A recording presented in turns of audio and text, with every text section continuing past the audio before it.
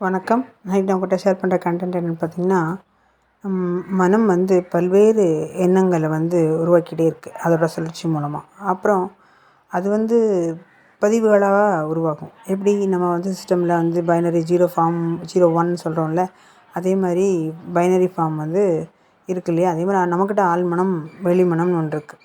அப்போ அந்த அந்த எண்ணங்கள்லாம் நமக்கு primary memory, secondary memory, RAM Rome அப்படின்னு ஒரு இது இருக்கு இல்லையா கான்செப்ட். அதே மாதிரி நம்ம எண்ணங்களில் பதிவுகளாக ஆகுது. அது நினைவில், மனத்தில், உயிரில் பதிவாகுது. அப்போது அந்த எண்ணங்கள் எப்படி இருக்குன்னா, கோபம், காமம், வெறுப்பு, பாசம், பயம், இந்த 5 இருக்குன்னு வச்சுக்கோங்க. இந்த 5 என்ன பண்ணுது அப்படின்னா எண்ணங்களாக உருவாகுது.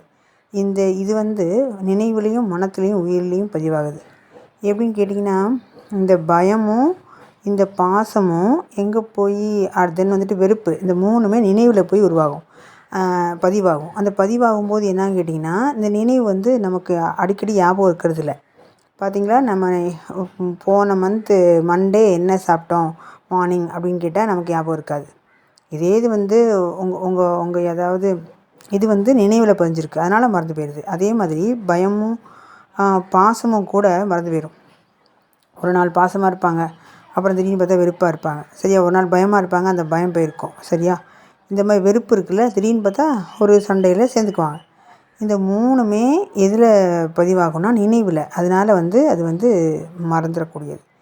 அதே இது மனத்தில் பதிவாகக்கூடிய ஒரு செயல்கள் இருக்குது. அது எதுன்னு கேட்டிங்கன்னா, காமமும் தென்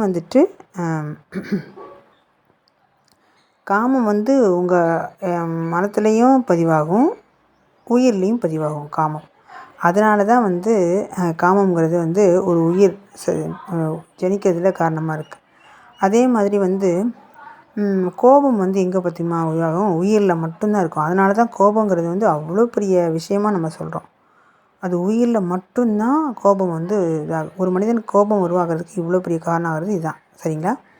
அப்போது இதில் இந்த உயிரில் பதிகிறது, மனத்தில் பதிகிறது அப்படின்லாம் சொல்கிறோம் இல்லையா? அதே மாதிரி நினைவு பதிவு அப்படின்னு சொல்கிறோம். அதே மாதிரி அதீத பதிவுன்னு ஒன்று இருக்குது. அதீத பதிவுன்னு என்னென்னா, நம்ம அணுவாகிய ஆன்மானாலே நம்ம என்ன சொன்னோம்? ஜீவ அணுன்னு தான் சொன்னோம். அதில் காந்த மண்டலத்தில் ஒரு ஒரு நமக்கு இப்போ ஒவ்வொரு ஆன்மாக்கும் இருக்கு இல்லையா? அவங்கக்கிட்ட குரு அதில் பதிய வச்சுருப்பார் ஒரு பதிவு. அதை தான் நம்ம அதீத பதிவுன்னு சொல்கிறோம். இதை எப்படி தெரிஞ்சுக்கலாம் அப்படின்னு கேட்டிங்கன்னா, நான் அப்படி பதிஞ்சிருக்கவங்க குருவை தேடி போக தேவையில்லை. அதே மாதிரி புற வாழ்க்கையில் அவங்க எவ்வளோ தீய செயல் செஞ்சாலும், எவ்வளோ சுகாதாரமற்ற ஒரு பிறரால் மதிக்கப்படாத ஒரு இந்த என்ன சொல்கிறது, இந்த என்ன சொல்கிறது, புத்தி இல்லாதன்னு சொல்லுவாங்க. அப்புறமா தான் தோன்றித்தனமாக சித்தம்போக்கு சிவம்போக்கு அலைகிறான், அவனுக்கு என்ன பண்ணுறதுனே தெரியல, அவன் ஸ்கூலில் மனிதர்கள் மாதிரி இல்லாமல் நார்மலாக இருப்பாங்கள்ல, அவங்கள தான்.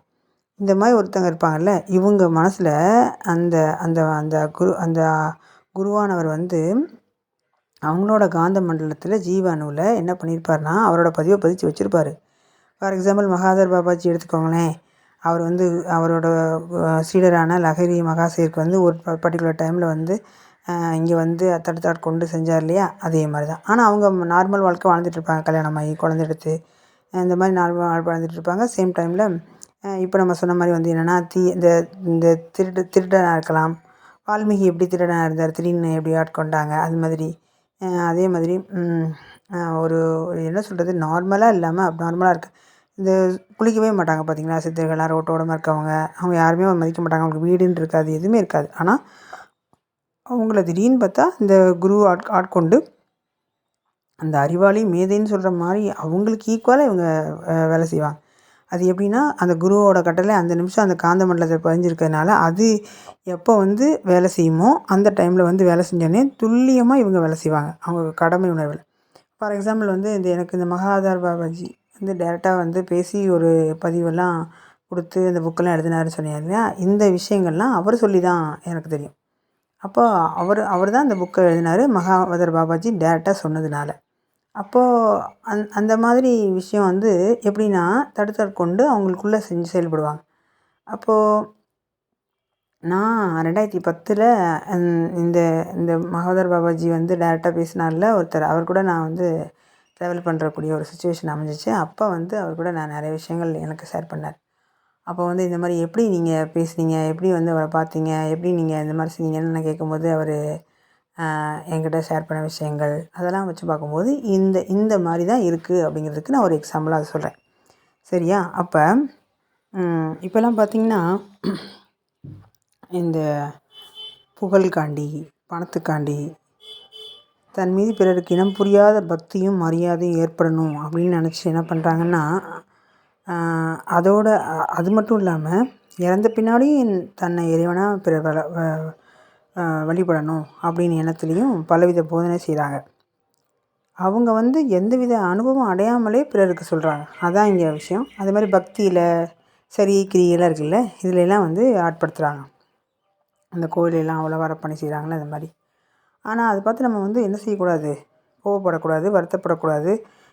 என்ன சொல்கிறது, அவங்கள வந்து குறை கூறவும் கூடாது.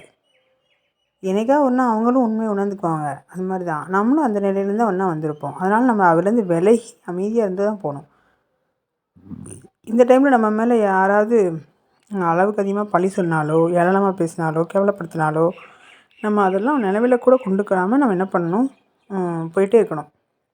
இன்றைக்கி உயர்வாக நினைக்கிறவங்க நாளைக்கு நம்மளை வந்து துச்சமாக கேவலமாக பேசுவாங்க. இன்றைக்கி கேவலமாக பேசுகிறவங்க நாளைக்கு அதிகமாக நம்மக்கிட்ட பிரியமாக அன்பு செலுத்துவாங்க. அதனால் நம்ம இதெல்லாம் இந்த உணர்வுக்கெல்லாம் நம்ம ஆட்படக்கூடாது. ஆட்படாமல் நம்ம என்ன பண்ணணும் அப்படின்னா, நம்ம ஏற்கனவே பார்த்த ஸ்பரிசம், அக்ஷயம், அது மாதிரி இந்த இந்த இந்த பார்வை மூலமாக, பேச்சு மூலமாக, தொடுதல் மூலமாக வர்ற உணர்வினை வந்து நம்ம வந்து பதிவாகாமல் நமக்குள்ளே கடந்து போகிறதுக்கு இந்த யோகத்தன்மையை பயன்படுத்தி செயல்படணுங்கிறது தான் இதோட அதிமுக்கிய ஒரு கவனமாக கொள்ள வேண்டிய ஒரு கருத்து.